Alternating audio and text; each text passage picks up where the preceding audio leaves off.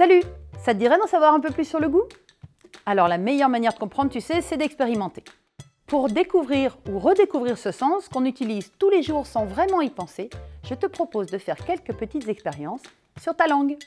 Pour cela, tu vas avoir besoin de un verre d'eau avec du sirop, celui que tu veux, 4 cotons-tiges, un liquide sucré que tu obtiens en mélangeant une petite cuillerée de sucre dans un verre d'eau, un liquide salé.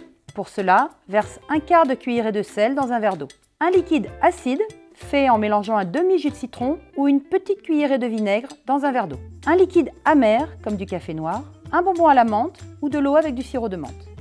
Je vois à ton regard que tu comprends.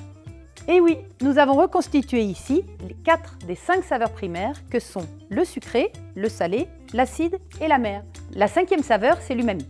On la trouve par exemple dans de la viande qui a grillé ou dans de la sauce soja. Par contre, elle est rarement toute seule. Donc, si tu ne l'as pas, ce n'est pas grave. Tu peux faire l'expérience avec les 4 autres saveurs primaires. Quand on parle du goût, on pense tout de suite à la langue. Mais sais-tu comment elle détecte les saveurs? Regarde, tu vois toutes ces petites bosses à la surface? Ce sont les papilles du goût ou papilles gustatives. À l'intérieur, il y a les bourgeons du goût ou bourgeons gustatifs. Ils contiennent les récepteurs de saveur. Lorsque tu manges un gâteau, par exemple, le sucre contenu dedans passe dans la salive, arrive sur les récepteurs du sucré et les active. Ceux-ci envoient alors un signal au cerveau en disant « c'est sucré ». Les récepteurs du goût ne sont pas que sur la langue. On en trouve par exemple sur la partie molle du palais, sur l'épiglotte, sur l'intérieur des joues, mais la majorité d'entre eux sont sur la langue. Allez, faisons une petite expérience pour tester les récepteurs de notre langue et voir ce qu'ils sont vraiment capables de reconnaître. Prends ton verre d'eau avec le sirop. J'ai choisi pour ma part un sirop goût grenadine. Maintenant, bouche-toi le nez et en gardant le nez bouché, avale une petite gorgée.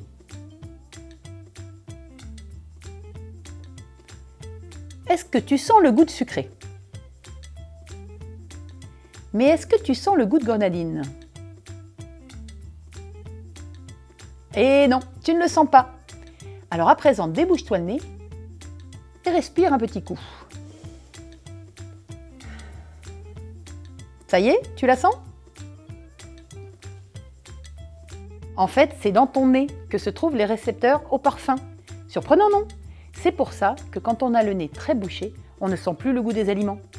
On a longtemps cru que notre langue était divisée en zones précises, capables chacune de reconnaître une saveur. On croyait même que ces zones étaient les mêmes pour tout le monde. En fait, ce n'est pas le cas. Nous avons des récepteurs pour toutes les saveurs sur toute la langue. En revanche, nous avons chacun notre carte personnelle des saveurs. Nous sommes en effet, par exemple, plus ou moins sensibles à certaines d'entre elles. Je te propose donc d'identifier ta propre carte des saveurs. Prends tes cotons-tiges et tes 4 verres contenant les liquides salé, sucré, amer et acide. 5 verres si tu as l'umami.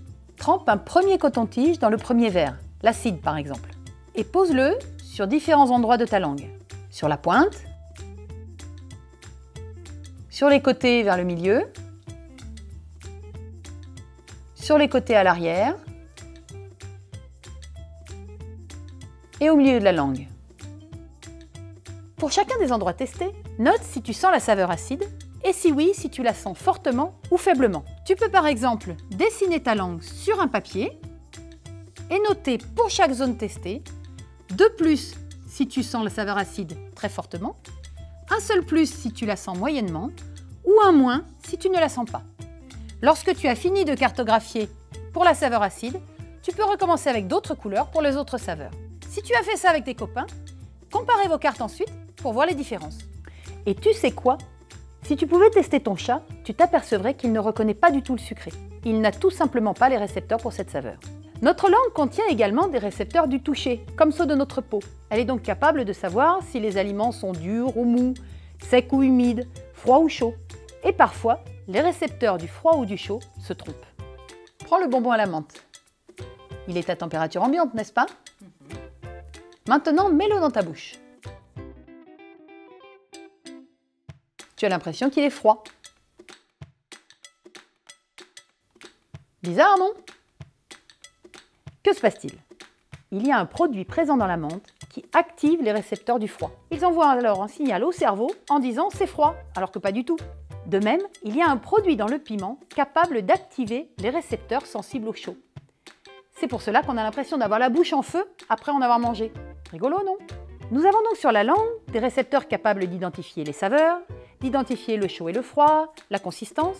Pour les parfums, c'est le nez qui s'en occupe avec ses propres récepteurs. Toutes ces informations arrivent au cerveau et c'est lui qui les combine pour en déduire le goût des aliments et s'il aime ou non. Bien sûr, le cerveau tient aussi compte de la vue. C'est pour cela que tu apprécieras plus un plat s'il est joliment présenté. Mais la vue trompe aussi le cerveau. Il a par exemple du mal à reconnaître le goût du citron dans de l'eau si celle-ci est colorée en rose. Si vous voulez vraiment apprécier le goût d'un aliment, fermez les yeux et concentrez-vous sur vos sensations gustatives et olfactives, c'est-à-dire votre goût et votre odorat. Oula, c'est l'heure des travaux pratiques, je vais aller faire travailler mes papilles gustatives.